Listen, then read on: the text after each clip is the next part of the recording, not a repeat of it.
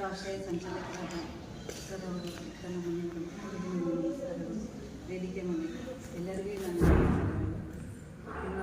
ಮಕ್ಕಳು ಎಲ್ಲರಿಗೂ ನಮಸ್ಕಾರಗಳು. ಇವತ್ತಿನ ಕಾರ್ಯಕ್ರಮ ನೋಡಿ ಭಾಳ ಖುಷಿ ಆಯಿತು. ನಮಗೆ ಇಲ್ಲಿ ಮದುವೆಗೆ ಹೋಗಮ್ಮ ಅಂತ ಬಂದ 2 ಆಯ್ತು, ಅದಕ್ಕೆ ಹೆಚ್ಚು ಖುಷಿ ಇಲ್ಲೇ ಅನ್ನಿಸ್ತು ನನಗೆ. ನಿಮಗೆಲ್ಲ ನೋಡಿದ್ಮೇಕ ಇಲ್ಲಿ ಏನಂದರೆ ಅವ್ರು ಏನು ಹೇಳಬೇಕೆಲ್ಲ ಮಾತಾಡಿದ್ದಾರೆ. ನಾನು ನಿಮಗೆ ಪರ್ಸ್ನಲಾಗಿ ನಿಮ್ಮ ಜೊತೆ ಮಾತಾಡಬೇಕು ಅಂತ 2 ಮಾತು ಅಂದ್ಕೊಂಡಿದ್ದೀನಿ. ಈ ಮನೆಗೆ ಪಾಠಶಾಲೆ ಯಾರು ತಾಯಿ, ಅಮ್ಮ ಅಂತ ಫಸ್ಟ್ ಅಕ್ಷರ ಕಲಿಯೋದು ಯಾವುದು ಅಮ್ಮ ಅಂತ ಕಲಿತೀರಿ. ತಾಯಿ ಮಾತು ಕರೆಕ್ಟಾಗಿ ಕೇಳಬೇಕು, ಮುಂಜಾನೆ ಟೈಮಿಗೆ ಕರೆಕ್ಟ್ ಬರಬೇಕು, ನಿಮ್ಮ ಬಟ್ಟೆ ನೀಟಾಗಿ ಇಟ್ಕೋಬೇಕು, ಕೈ ತೊಳ್ಕೊಂಡು ಊಟ ಮಾಡಬೇಕು.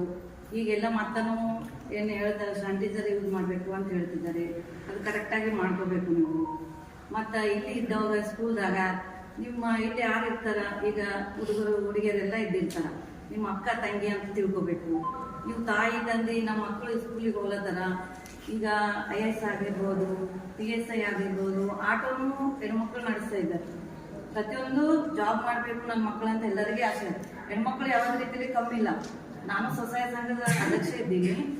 ಏನೋ ಓದೋದವರಾದ್ರೂ ಇವತ್ತಿನ ದಿವಸ ಅವರು ಹಿಟ್ಟಿನ ಗಿರಣಿ ಆಗಿರ್ಬೋದು, ರೊಟ್ಟಿ ಆಗಿರ್ಬೋದು, ಇಂಥದ್ದೆಲ್ಲ ಅವ್ರ ಕಾಲ ಮೇಲೆ ಅವ್ರು ನಿಂತಿರ್ತಾರೆ.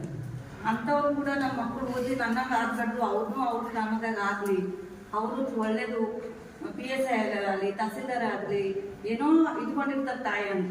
ತಾಯಿ ತಂದೆ ಇಲ್ಲ, ತಂದಿಗೆ ಹೆಚ್ಚಿನ ತಾಯಿ ಕಡೆ ಜಾಸ್ತಿ ಇತ್ತು. ಅದಕ್ಕೆ ತಾಯಿ ಮಾತು ಕೇಳಬೇಕು ನೀವೆಲ್ಲ. ಅಂದರೆ ಸ್ಕೂಲಿಗೆ ಬಂದವಾಗ ನಿಮ್ದೇನದ ಮುಂಜಾನೆ ರೆಡಿ ಮಾಡಿ ಕಳಿಸೋದು, ಟಿಫಿನ್ ಕಟ್ಟೋದು ತಾಯಿ ಕೆಲಸ. ಇಲ್ಲಿ ಬಂದ್ಮ್ಯಾಕ ಓದೋದು ನಿಮ್ಮದು. ಮೊಬೈಲ್ ಅಂತೂ ಭಾಳ ತಲೆ ಕೆಡಿಸ್ಕೊಳತ್ತಾರೆ ಮಕ್ಕಳು. ಮೊಬೈಲ್ ಕಡಿಮೆ ಮಾಡಬೇಕು. ದೊಡ್ಡವರು ಅಷ್ಟೇ, ಮಕ್ಕಳು ಅಷ್ಟೇ. ಮೊಬೈಲ್ ಎಷ್ಟು ದೂರ ಇರ್ತದೆ ಅಷ್ಟು ನಿಮ್ಗೆ ವಿದ್ಯಾಭ್ಯಾಸ ನಿಮ್ಗೆ ತಲೆಗೆ ಆಗ್ತದೆ. ಕರೆಕ್ಟೇ ಇಲ್ಲ ಮೊಬೈಲ್ ನೋಡ್ತಿರಲ್ಲ ಎಲ್ಲ ಇಲ್ಲೆಲ್ಲ ಮನೆ ನೋಡೋದು ಅದೇ ತಿಳಿ. ಅದು ಅಂದಿಗಾದ ನಾವು ಎಲ್ಲರೂ ಮೊಬೈಲ್ ಕಡಿಮೆ ಮಾಡಬೇಕು. ನಿಮ್ಮ ಮೇಲೆ ಎಷ್ಟೋ ಇದು ಇಟ್ಕೊಂಡಿರ್ತಾರ. ನೀವು ಮುಂದೆ ಏನಾಗಬೇಕಂತ ನಿಮ್ಮ ಕನಸು ನನಸಾಗಬೇಕಾದ್ರೆ ನೀವು